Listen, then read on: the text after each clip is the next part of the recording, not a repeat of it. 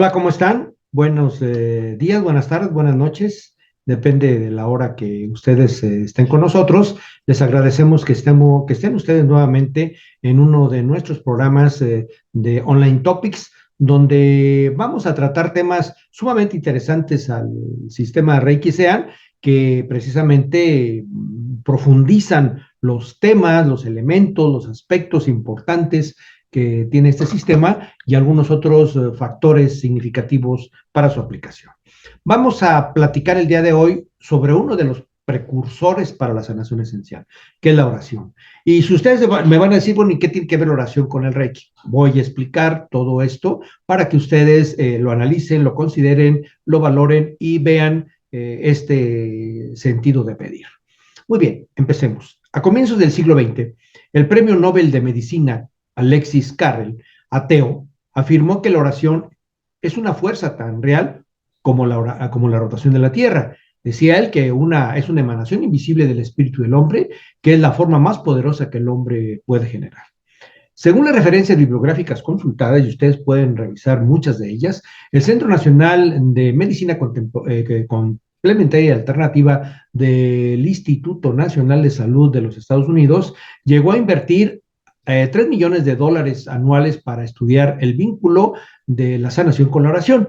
La temática también se propagó rápidamente por los medios masivos de comunicación como el Newsweek, el New York Times, y desde el año 2004 la Oficina de Investigación de Oración en Kansas, Estados Unidos, se ha convertido en la mayor depositaria de los estudios científicos publicados sobre el tema. Eh, Se pueden revisar varios de los estudios científicos que tiene la oración en el ámbito de salud, como los del cardiólogo Randall Beer, la de Robin Rabin en Israel, la del doctor Herbert Berson y muchos otros más. Pero, ¿cómo llevar la oración a una práctica de apoyo hacia la sanación? Bueno, para ello me basaré en los estudios de Paracelso, quien fue un médico romano del siglo I, considerado a veces como el padre de la toxicología y postulado como un médico adelantado a sus tiempos, quien consideraba que la medicina tenía varios pilares, de entre ellos las ciencias naturales, la química o el amor, curiosamente el amor. Hay que destacar que Paracelso fue seguidor del camino científico y se alejó totalmente de las teorías escolásticas. Eso es un punto significativo para lo que vamos a tratar el día de hoy. Paracelso enseñó que existen 7 causas de la enfermedad humana, de las cuales 5 de ellas derivan de una naturaleza más allá de lo físico. Es decir, la enfermedad desde este ámbito depende de la descoordinación entre la naturaleza espiritual y la material del hombre. Una descoordinación donde el concepto físico y mental lo ponemos considerar como causas espirituales en lo que no se puede ver. ¿Sí? 5 métodos de tratamiento que él decía, y el quinto de ellos lo constituye la oración con profunda fe. Y ahorita vamos a ver lo que implica fe sin tocar el aspecto religioso. En el idioma hebreo, oración proviene de la palabra tefilá, que significa súplica y ruego. Y en el idioma griego de la palabra proseuchomai, que significa suplicar y pedir. Desde una concepción más cercana al idioma español, oración viene del latín orare, que significa propiamente una acción de orar. Paracelso considera que la oración se debe realizar con profunda fe. La fe viene del latín fidelis, que significa lealtad. Y esa a su vez se vincula a la raíz indoeuropea, reit, que significa confiar. Sin embargo, fe no implica que se tenga que estar bajo una creencia ciega o irreflexiva que lleve al dogma, sino al conocimiento de la verdadera trascendencia de lo más espiritual de nuestra esencia divina. Es decir, la fe es la substancia de las cosas que se esperan, la demostración de lo que no se ve.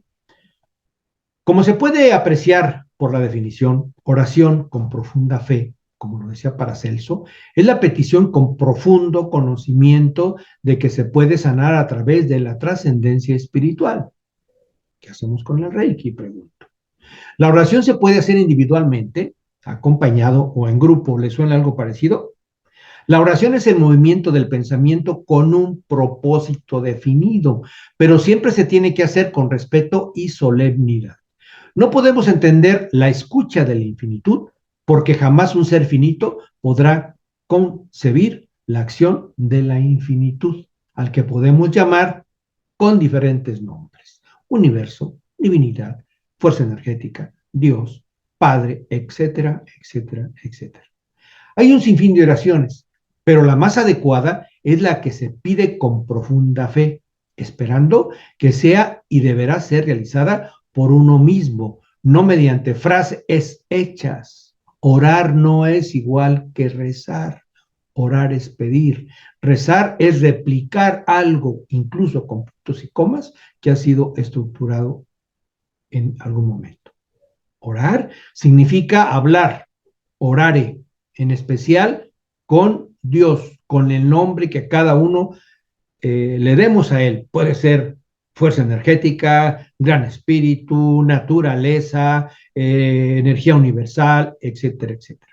Para orar se requiere respeto, concentración, profunda fe, que significa lealtad, y amor, como lo mencionaba Paracelso. No se necesita en especial una posición, una religión específica, una iglesia especial, incienso, velas o oraciones prefabricadas. La mayor manera de orar es hablar con el corazón en la mano, lo que se le ha llamado amor impersonal, y entregar esa profunda fe a través de nuestra conversación, nuestras palabras o nuestro pensamiento silencioso a lo que se quiere, lo que se desea con amor. Todo finalmente es energía. Y por ahí encontramos esta frase: pedid y se os dará. La oración puede realizarse verbal o mentalmente y tiene diferentes fines o fases para los occidentales: la concentración, la purificación, que algunos le dicen respiración, la abstracción, introspección o reflexión, la petición, el compromiso, la gratitud y el ímpetu para reconstrucción interiorizada. Así pues, la oración es múltiple en su ejecución y cada persona la efectúa como su cultura, como sus hábitos o como lo quiera hacer de diversa manera, como juntar las palmas de las manos, les parece conocido, mostrar las palmas abiertas hacia adelante, levantar las manos, abrir los brazos hacia los lados, mirar al cielo, bajar la mirada, cerrar los ojos, ocultar el rostro, inclinarse, hacer la cabeza hacia abajo o hacia arriba, sobre las rodillas, etcétera, etcétera, etcétera. Incluso usando algunos elementos importantes como una alfombra, como el piso, como el pasto, entre muchas otras opciones. En el libro ¿Cómo Dios cambia tu mente?, el neurocientífico Andrew Neuberg y del terapeuta Marx Robert Waldman, se manifiesta que la oración es el acto de comunicarse con una deidad, especialmente en forma de una petición o un pedido de ayuda. Lo están diciendo neurofisiólogos. A diferencia de la meditación, que se define comúnmente como una reflexión contemplativa o un ejercicio mental diseñado para traer un mayor nivel de conciencia espiritual. La oración, orare, es finalmente reconocer y hablar con el ser superior. Finalmente mencionaré que el doctor Michael Formica en Psychology Today menciona que los resultados de la oración no tienen nada que ver con Dios, pero sí a una resonancia recíproca que ha sido descrita por la física entre la conciencia y los campos cuánticos. Es decir, una posibilidad de un estado de entrelazamiento cuántico, donde nuestro ADN se comunica justamente a través de este entrelazamiento cuántico, producto de la neuroplasticidad de nuestro cerebro. Ya sea, pues, a través de la explicación de la espiritualidad, de Dios, de la ciencia, del ateísmo, los resultados, cuando se miden a través de la oración y se hacen correctamente, puede ser un elemento fundamental como precursora de la salud en el ser humano.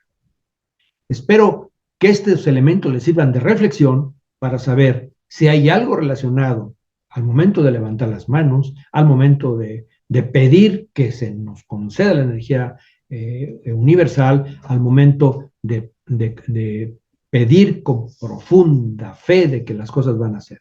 Los espero en el próximo programa en Len Topics, esperando que este tema haya sido de su interés. Hasta luego. Aibu.